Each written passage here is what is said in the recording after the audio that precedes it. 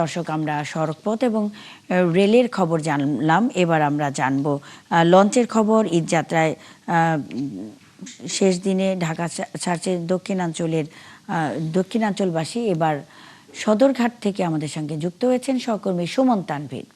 সুমন, সকালে কোন কোন রুটের লঞ্চ ছেড়ে গেছে, যাত্রীরা কি বলছেন?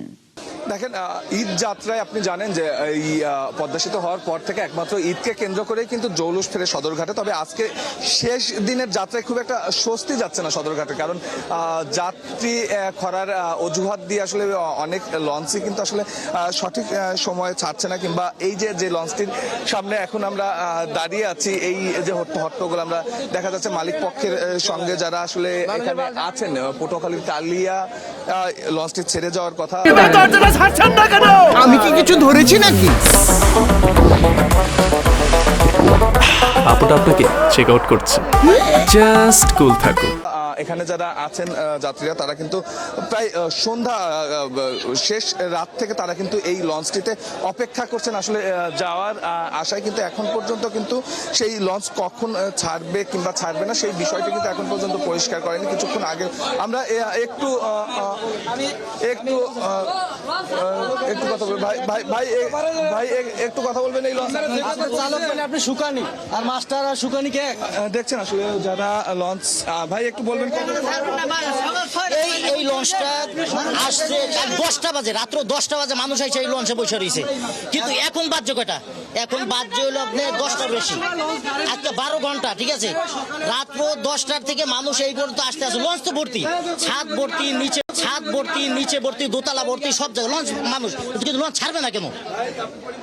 নিয়ে আসছেন, কয়টায় আসছেন? আমি আইসি ভাই সিঁড়ি খাই ফজর নামাজ পড়ে আইসি, তো আইসা লঞ্চ আইডি লঞ্চ বুক। আপনি কখন আসছেন? আমি রাত 12টা বাজে লঞ্চে ঢুকছি, এখন বাজে 10টা। আপনি হিসাব করেন কয়টা বাজে? ঈদের টাইমে কোনো টাইম আছে? লঞ্চ বর্ষ লঞ্চ এই টাইমে ঈদের সময় কোনো টাইম নেই,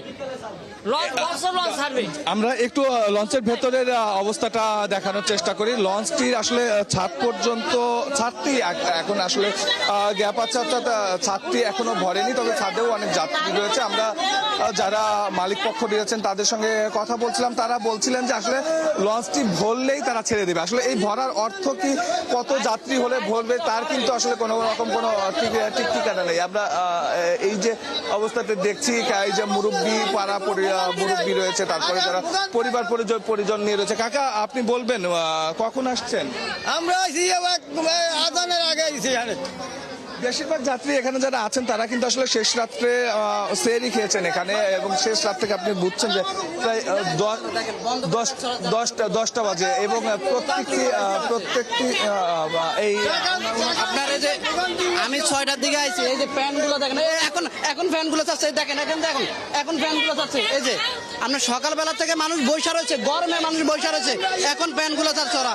এই যে এখন সকাল 6টা বাজে আইছি আমরা, সকাল 6টা বাজে আমরা লঞ্চের একজন না। আপনি এই জায়গায় যদি আপনার ব্যবসা থাকতো আপনি বসতেন না। আমরা এই যে পদ্মা সেতু হওয়ার পরে লঞ্চ 70-80 জন করে লোক নিয়ে যাই আমরা।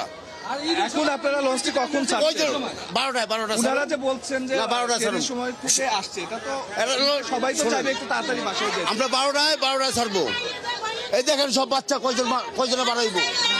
এই লঞ্চটা হাফ ডাউন 5টা ছেড়ে দিছি তো। এখন চাললেন কেন? এখন সাংবাদিক দেখে ছাড়া দিবেন? না কষ্ট হবে না। আপনি জিজ্ঞান ওনার জিজ্ঞান প্যানগুলো কোন সময় যাচ্ছে? আমি নিজে আইয়া ছাড়িয়ে দিছি। মোবাইল চাইলো, সাংবাদিক দেখে ছাড়লেন আপনারা। আপনি 12টা ছাড়ুন, 12টা ছাড়ুন। কত হইছে সমান 12টা মাত্র আমরা যদি তারা সময়টি জানাচ্ছেন, এই এতক্ষণ এই সময়টি জানার জন্যই যারা ছিল এই লঞ্চে, যারা ঘন্টার পর ঘন্টা অপেক্ষা করছে, তারা এই সময়টি জানান।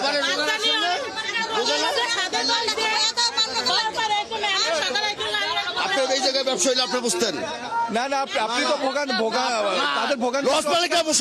লস মালিকরা যারা বাড়াও না কমায়, লস মালিকরা কখনো ভোগায় না। এটা বাস না, এটা লস। একটা সময় দিলেন, এই সময়টা তো আগেও দিতে পারতেন, তাহলে তো আর এই বিশৃঙ্খলা ভাই আপনার লোক পরিচয় আমার আছে।